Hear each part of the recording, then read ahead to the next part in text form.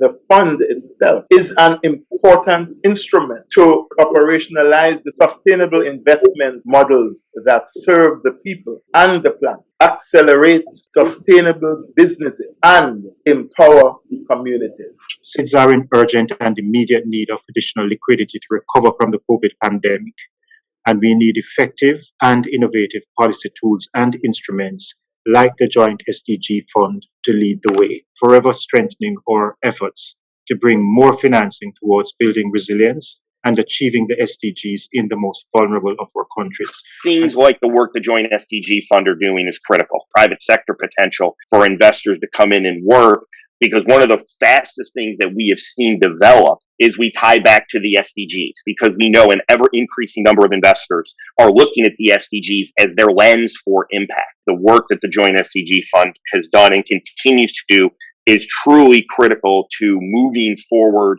and getting more investment and private market capital directed to entities like SIDS, who may not necessarily be on the forefront of what you would think of as a capital market participant.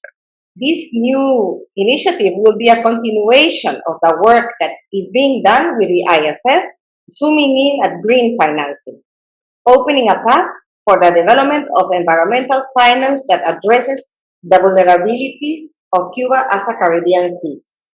It will also engage non-state actors, which the government of Cuba is currently encouraging to join forces with state enterprises.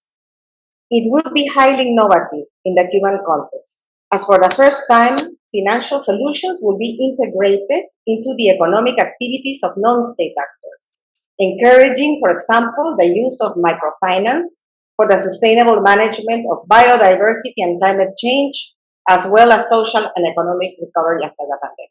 Thank you. The investment in coral reefs in the Blue Economy project in Fiji is a substantial investment in blue financing. So the ocean brings great wealth to Pacific Island countries, with only a small fraction of that wealth already translated into economic terms. So Blue Economy for us includes environmentally and socially sustainable commercial activities, products, services, and investments that depend on or affect coastal and marine resources, ecosystems, and species. In Fiji, what we are trying to do here is to help the establishment of a disaster recovery trust fund that will be completely funded by the private sector to support rebuilding and refurbishment of health facilities, schools, and other essential public infrastructure in the aftermath of climate-induced disaster. At UNDP, we continue to work alongside SIDS through climate action, blue economy, and digital transformation, an area that we have seen the necessity of, with development finance as an enabling cross-cutting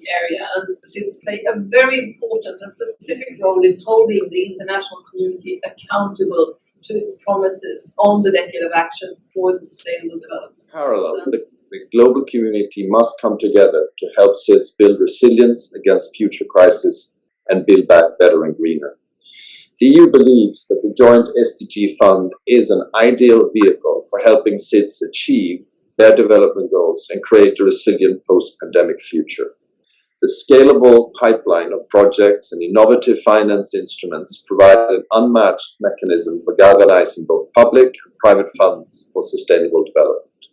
Achieving the SDGs cannot be done without the help of the private sector, and the SDG Fund not only empowers local UN coordination, but also funds impactful and often innovative actions on the ground that are very much around boosting digital and green solutions and tackling inequalities.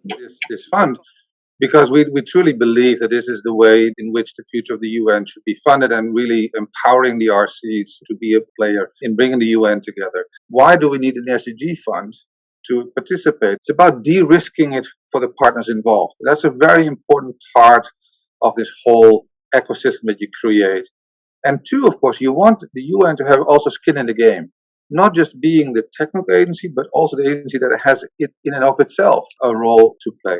So in both cases, I think it is about making sure that we leverage what we have to bring in the additional financing to be able to get up to scale. And I think that is such an important part of this work. Now, the climate is changing. Why aren't we? We young people continue to take actions as agents of change and to be part of the solutions to recover for a more sustainable, fair, and greener future for us.